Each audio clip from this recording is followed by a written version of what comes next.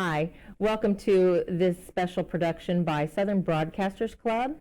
This is about Women's History Month, and we thought we'd get a discussion going with women on Missouri Southern's campus about a multitude of ideas and subjects that celebrate women's empowerment.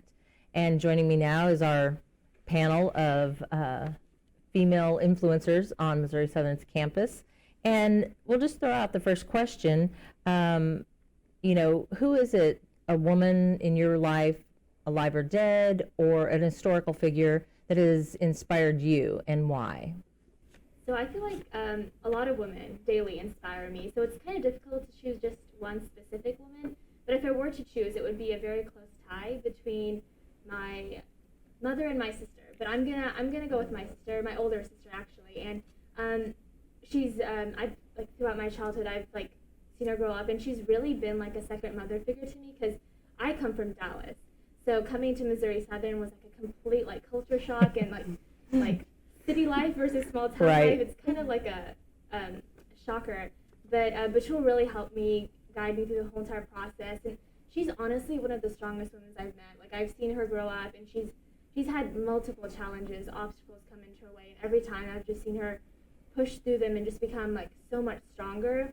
And I aspire to be someone like her. She's so adaptable, and I feel like she could do anything if she really wanted to. Jack of all trades. Exactly. She puts her mind to something. Or Jill of all trades, if you will. Yeah. She does anything she wants. She is the person I want to be in the future type deal. And of course my mom is too.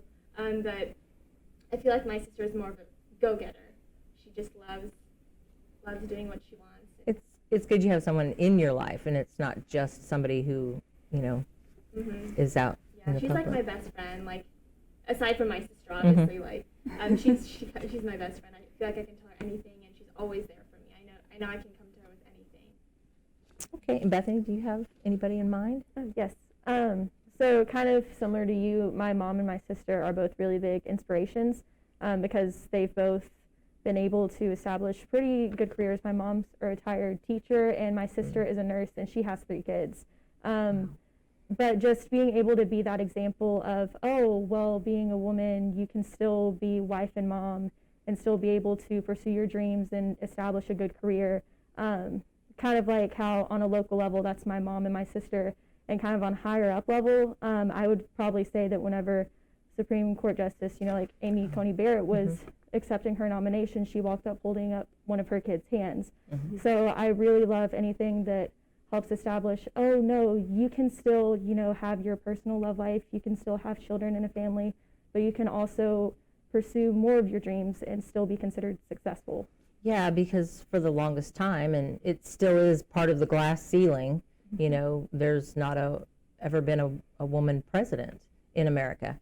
And I did some research before, coming on here, and there's only been about 29% of all of the world's countries, only 29% have had a woman leader, and America's not one of them. Still, as hard as I want it to be, something that is not a monumentous thing, something that's just a regular occurrence. You feel that? Yeah, definitely. And Deja, one of the questions that we have is about, any of you, how do you feel about having a woman as vice president? It's pretty monumental. Oh, it's awesome. I remember, the day that it happened, it meant so much to me just because, not only was she the first female, but she looked like me. Oh, yeah. Someone that I could, relate to. And that meant so much to me. I remember whenever Obama became president and Michelle Obama was our first lady, it just let me know that, I can do anything. Mm-hmm. She, was a big symbol for me. With her looking like me, she just basically was embodied that, I can do it. You know what I mean? I've never, for one, never saw a female, you know what I mean? Mm-hmm. Especially for Harris in that position, and let alone a female that looked like me. And I think that was, very encouraging for a lot of my siblings and family members. I remember that day, my family was just very excited and happy. Yeah, I think it's just one of those things that, women still have that stigma attached to them that, you can't do it all. And you are the caregivers. And Maureen, you're a professor. Do you have a family? I'm not married. Oh, okay. But you have, a full life, but you still have to go to work, and like so many women in this pandemic, especially, they've had to make that choice of career or home life. And when kids couldn't go to school, usually it was the mom. And the statistics have been, pretty glaring that women's in the workforce has been so badly reduced because of the pandemic, for whatever reason. Their jobs were eliminated. They're frontline workers, like hotels, restaurants. How is that? How do you feel about that? Yeah, I mean, it is tradition in our country to have women really take the burden of having kids, raising a family, the cooking, the cleaning, all of that. But that's fairly outdated. It is something, if a woman wants to take that role, fabulous. Like, that's great, phenomenal. But it is such a much more wide open culture now that you can really choose what you want to do. You can have a career and kids. You don't have to have kids. You don't have to have that pressure. You can be single and just like happy and sassy your whole life. Like, it is much more common that is something that you can do now. And it is unfortunate that because of this pandemic, a lot of women have really been forced into a corner and had to choose, are they going to take care of their kids, or are they going to continue their career? So I would hope that maybe this pandemic sheds some light on some of those underlying issues, and that women feel a little bit more free to, have it all, to have the life that they want. To make that choice, yeah. I think it's actually quite unfortunate that women are still expected to hold down that, like, okay, I have to take care of my kids. I don't think that should be, well, at least especially in today's world, an expectation that we have for our women in this society. Like, I feel like we've progressed beyond the need of having to be like, okay, you stay home, take care of the kid. Like, I know I've heard, I don't really know, but like I've heard of a lot of males who want to like stay home and do that. Like, it shouldn't have to be like a gender role. I feel like we need to move away from that stigma. Feel like. And do you think generationally, you younger ladies, do you see it changing? Definitely. For sure. To be honest, I feel like the common household, I mean, you need both parents to work. I mean, I just look at me and my husband, we don't have any kids yet. And I'm like, we couldn't even really live the way we want to without both of us working. Right. So, yeah, I think that's definitely changing for sure. And another one of the topics is, what are some of your hopes for the next generation of women? So, like, I have a granddaughter. I know that dates me, but I want her to be able to do whatever she wants. She can be loud and proud. She can be quiet if she wants. She can do anything. And, my daughters-in-laws, I want them to be strong for their daughters and teach them. Do you feel like there's anything in particular you're looking at for what you want the next generation? I mean, I feel like even with our generation, I feel like we've started to become very unapologetic. We love to voice our opinions. And of course, not everyone, some people like to just sit off to the sidelines and like listen and all that. But I feel like both are necessary in like any discussion. You need people listening, you need people talking, and also knowing like when to be a leader and when to be a follower type of deal, because both are very essential. But I think some traits would definitely be just like embracing who you are. You don't have to live up to society's like expectations. It's okay to be what you want to be, who you want to be, and you don't have to. Just do you, really. I think that's what I want to say for the future generations. For sure. I would say for me, I would like for especially like my future children, to feel comfortable in doing what they feel is right for them. Like, if they want to be a stay-at-home mom, I mean, I want to encourage that. Like, that's amazing. But if they want to be an independent woman, not that you can't be an independent woman and be a stay-at-home mom, because you can. But if they want to go out into the workforce and take it by storm, I want them to do that. I want them to look at them as equally both important. Right. Because they are. Right. Yeah, like, not one is more important. Like, if she's out there CEO, like, that is amazing, but does not make her more important than the woman who chose to stay home and be the best mother or grandma that she could be. They're both important. I want people to see that and her feel that truly. Feel fulfilled whichever like route she decides to take. Yeah, I know several women who stay at home and take care of their kids, and I think that they deserve like a million awards. Mother of the Year wife of the year, homemaker, boss. I mean, they lead their households, but it takes really, a special talent. Like I think about teachers, it takes a special talent to be able to stay at home. Right. A strength that I didn't have. I told my son several times he's lucky that I was able to work outside the home. And honestly, I think like staying at home, taking care of children, running a household, that is a job in itself. Like I don't know, like And it doesn't pay enough. honestly, my mom's like, she's never had a maid before. Like she's the one who takes care of the house, and she's like, honestly, the money that maids get paid, like I should be getting paid. I'm the one doing all this, and I'm like, you are right. Like it is a job in itself, and I feel like it needs to be treated in such a way because it's really a lot. For sure.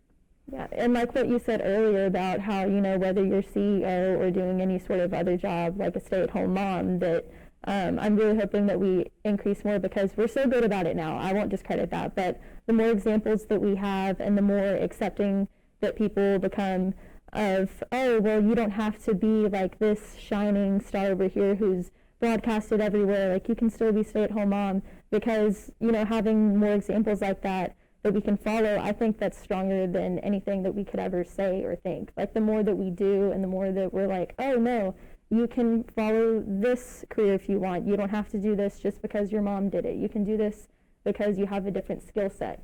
Like, for example, I'm more of a writer and my younger sister is more of an artist. And whenever we tell people that, people are usually pretty good about not initially being like, oh, well, this one's going to make more money or this one's better at this. We always get, oh, well, you guys could write a book. Like, you could write it and she could illustrate it. Oh, that's awesome. And I didn't think about that. Yeah, So, yeah, it's just a lot of, like, really enforcing, oh, well, we're all different and everyone has different strengths and weaknesses. Just because you have a weakness doesn't mean that you're weak overall, because we're all strong somewhere and weak in another place. But it's whenever we're able to connect and say, no, we're all valuable. Like, we all have our own powers. That's whenever we're the strongest. Oh, for sure. I would also even like to add that, like, I think it would be awesome, especially for future generations, for women to feel more comfortable to pursue careers that aren't typically women dominant, like they're women Right. are really in it, because I feel like whenever I started school and I was trying to pick a degree, there were certain degrees that I didn't even think about because I was like, well, usually women are in that field, so Right. you know what I mean? And I think it'd be great to normalize, like, women literally being able to do and pursue what they feel called to do. Right. Exactly. I think one of the big takeaways that I'm hearing is for women to be able to be, like, free and powerful and unjudged. And one of my big hopes for, like, anybody, regardless of gender, hopefully, coming after us, is that they can just feel, like, safe and comfortable and free all the time, regardless of their gender. So as an independent person, I do a lot of things by myself. I go Right. hiking, I go camping, I love the outdoors. And I would love it if I ever had kids or younger generations could do those things and not have to be like, okay, where's, like, the switchblade and there's the pepper spray and I've texted a friend and I've called my mom and they know where I'm going. Like, this is ridiculous. Like, I'm more afraid of being attacked by a person than by, like, the bears and the cougars and the rabid animals. Like, that's just terrible. So if we could have, like, more freedom to just do what we want without, like, the scary factors coming into play, that would be fantastic. And I think many people will, of course, women know, but like on a daily basis, I don't think men really know how much of, like, women live in fear. Like, can I go out this late at night? Am I okay to? Like, do I need to phone a friend on my walk home? And I feel like we obviously need to do these things to be safe, but I feel like we shouldn't have to. So I agree. I mean, my husband literally won't let me go to, like, Walmart or out, like, past 10. He's like, I'll go with you or I'll just go. Right. And he's like, I'm sorry. But, you know what I mean? That's, like, a limitation on me. Like, you know what I mean? I can't go, like, which, I mean, it's not like I can't go, but he'd prefer me not to. Sure. Just for safety reasons. And he's worried about the same things that we worry Yeah, about. Exactly. And he's like, for your. I'm sorry that that's the case, but I'm just worried. I'm scared. Yeah. Unfortunately, we live in a world where we have to Yeah. be very vigilant of our surroundings, have to take every precaution, and it's really a conversation that needs to be more openly talked about. I feel like when, like, unfortunately, some situations that do occur happen, the blame is almost always initially placed on the woman, and I feel like victim blaming is Like you were at Walmart too Yeah, late. like, why were you out? Why were you out by yourself? Yeah. So why can't I be out late by myself? Yeah. Like, it's I wanted ice cream at 10:30. what? Sue me. Well, and with social media, all those scary things that go around half the time aren't true, but it scares people enough. Like, don't go to the mall. Look under your car. They're going to come out. You know, what do you think social media, Dr. Whelan especially, has Oof. Social media. for women in Yeah, particular? especially for women, I think, like, it's great. I love it as a tool. It was first starting, like, when I was first starting to get on it. Like, Facebook came around when I was a teen. And it used to be, I think, really fun, really calm, like a very chill space.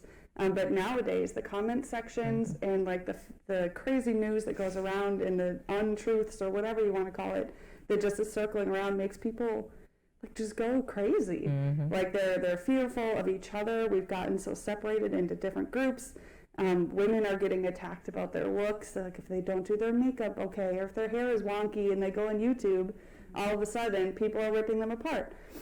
So I think there are good reasons for social media to exist, and I love sharing photos of my cat and like all that stuff. But there's definitely a dark side to it and some negative consequences for just being on it. Yeah.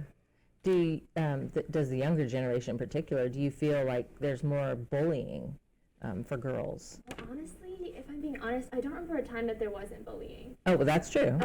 Like, I mean, in person, and then obviously it shifted in, like, to a very severe degree on social media because you were masked. It was anonymous. You could say whatever you wanted. And, of course, now there's, like, situations like, okay, well, we can find this person and, like, stop it. But then again, like, I feel like women are always held to the standard that they have to look perfect on camera. That's not the reality of life. People just can't be perfect all the time, and that's okay. Like, you're not supposed to be. But I think social media is a great tool, just like you were saying. Like, there's so many updates, like, oh, be careful, don't go to this mall because watch out for this truck because it was seen doing something sketchy, like, really late at night. Stay away from that. So it's, like, good to, like, alert people of situations going around so they're more alert and aware, and you can stop, like, unfortunate things from happening in the future. But it's also come to, like, a place where, like, people feel okay just commenting on someone's looks and appearance. Like, I don't understand how people get this confidence. Like, why are you commenting on someone else's looks? Like, I feel like lately I've seen so much body shaming of women on social media platforms. I literally once saw a post, like, realized of this a boy, I'm assuming, I mean, hopefully high school, no, but talking about how if a woman weighs over 130 pounds, she should not be wearing a crop top. Like, she should not wear a certain type of clothing. I'm like, Who are you? you're a child. What are you talking about? Oh my gosh. Yeah, that's. so it's. Oh, sorry. Oh, no, you go. I was just gonna say it gives some people a voice that really shouldn't have a voice, but it's good and bad. So go ahead. Oh, no, you're good. Yeah, it's just like any given thing that people look at and they go, oh, you can use this for whatever you want. You're going to have people using it as a tool and then some using it as a weapon just because they can. And maybe even reflecting that, oh, well, I don't really have much else to grasp onto and use to attack, but I'm going to grab social media, use that instead. But I mean, on the flip side of that, there's the negative side of the coin, but there's also the positive side of like, oh, well, what can we do with this? Like, what can we use to build up instead of tearing each other down? Because I feel like TikTok, I've seen a bunch of I was just videos. going to say that. Yeah, that's, like, educational, very beneficial. Like, you see, like how to, like, overtake a man, like, if, like, you're attacked. Like, very, like a very wide scope of things that might end up being useful later on in life. You never know. So definitely people use it as an empowering tool, and more power to them for doing that, because that's really good. And of course, there's bad people everywhere, and of course they know they can use this tool to really inflict some damage, and they do. But I feel like we as society have, of course, as these things have come up, we've become stronger. We've been like, well, it doesn't matter what you think. Like, this is not your body. Like, I don't know why you're having an opinion over something that you shouldn't.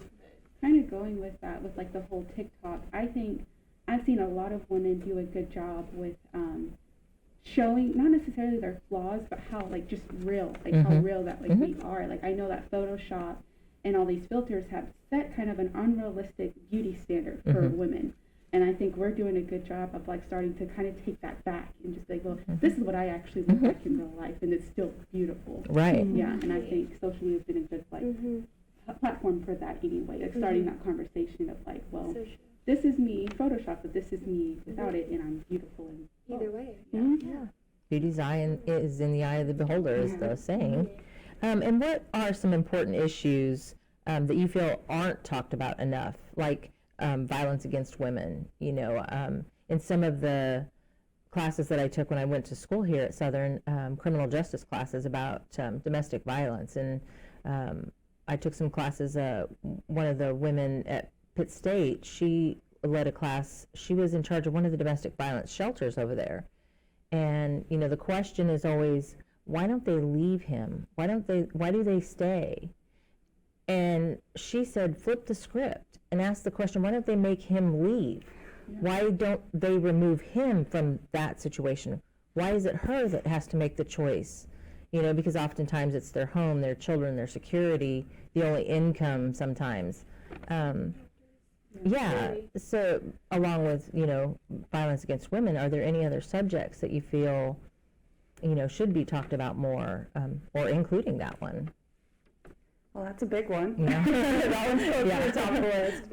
I think unequal pay is still, like, I can't believe that that's still It's something on we my need list. to talk Yeah. about, but Yep. we still need to talk about that. And then also just putting some of the burden of, like, the whole conversation about reproduction onto men, not their opinion so much, because we have a lot of that, Yeah. but to put the burden onto them, Yeah. and have conversations that look more like that and less of, like, let's only talk about women in this situation. So those are like the top three. I think body positivity is another one that I feel like a lot of younger children, their minds are like being shaped and formed, and what they see on social media can be detrimental or beneficial to what they perceive themselves like to be in the eyes of others. So I think that having more positive messages and more body positivity and being like, it's okay, like to be who you are, how you look, what you do, is also a conversation, and it needs to start being more. And I've seen it happen a lot on TikTok recently, like a lot of more body positivity, like this is the day in the life of a mother. This is what we actually do. This is how we look. This is what we gotta deal with type deal. Like, it's not always just cute babies and rainbows. It's like serious stuff, I guess. Yeah, and there's so many examples on social media of, you know, people that you know and you're close to, and you know they're doing the right things and they're teaching their kids right. And there was a conversation where we were watching a program with my granddaughter the other day, and there were some girls being mean to another girl, and she didn't look like them.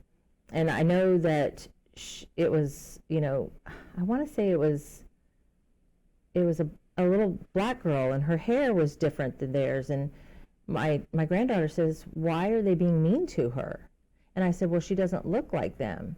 And she says, well, she's a girl, you know, she's 4. She didn't see, you know, that, like, how much more pure can that be? She didn't see the differences and didn't understand. And so hate is taught, I believe. And I think if we can continue the conversation, you know, positivity begets positivity. And it could be so important to make sure that we're teaching positivity at a young age, because, you know, it's kind of weird seeing like 9-year-olds walking around with iPhones now. But on It this kills side, me. I know.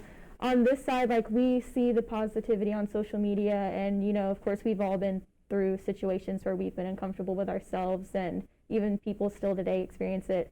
But I think that it's important to really reinforce that at a younger age as well, because I've overheard in the past couple of years, I've overheard a conversation of an older girl talking to someone just a few years younger than her, legitimately talking about, oh, well, I don't know if I should finish all my food because I want to be skinny. And I'm like, why is this still a thing? But I mean, I know it's not the easiest to talk about such heavy topics per se with a younger crowd, but if we could find some way to kind of try to implement that and more positivity and be like, no, you're beautiful, you're strong, and you don't have to, you know, like, eat a cracker every day. But the more that we can incorporate that, like, the stronger we'll be. And I feel like a lot of that perception comes onto like the parent and what they teach the children, but like they go out into society and there's so many different voices telling them what they should and shouldn't be, and that can really skew their image later on in the future. But coming back to the race issue, I feel like that's also an issue that really needs to be tackled, because recently, since the start of COVID, there's been a severe increase in Asian hate crimes. I think just this week there was a huge one about like shootings at a spa, Right. and I think 8 people. 8 lost their women lives. died, and it was really tragic. And I just don't realize. I just really don't know why we still have hate going around in this world. It needs to stop. But that's going to take a lot of time and a lot of steps to get to that place. Well, ladies, I'd like to thank you for joining us on these topics of Women's History Month and things that make us feel empowered. And I'd like to thank Deja Kelly, Bethany Roberts, Insia Mustafa, and Dr. Maureen Wieland. And I'm Bobby Potroff with KGCS. Thanks for joining us. This is a special Women's History produced by Southern Broadcasters Club. Thanks for joining us.